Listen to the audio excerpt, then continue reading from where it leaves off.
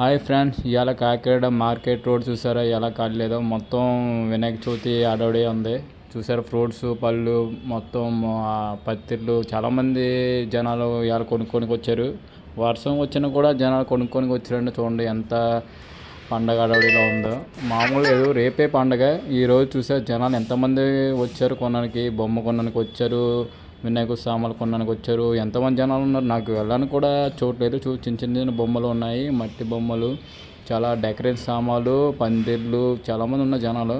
Crowd మాత్రం ఖాళీ లేదు ఫ్రెండ్స్. చాలా క్రౌడ్ బిజీగా ఉంది. మీరు వచ్చినప్పుడు కూడా చూసుకోండి. చాలా బురద కూడా ఉంది రోడ్ అంతను. కానీ డెకరేషన్ సామాన్లు అవి చాలా బాగున్నాయి. మామూలు లేదు కానీ ఖాళీ లేదు, కానీ పర్లేదు. చూడు, క్యూట్ అయిన వినాయకుడు చాలా అందంగా ఉన్నాడు కదా.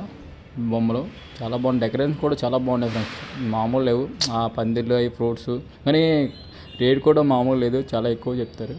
కానీ మీరు చూసుకోండి, మార్కెట్ మొత్తం చాలా ఖాళీ లేదు ఫ్రెండ్స్.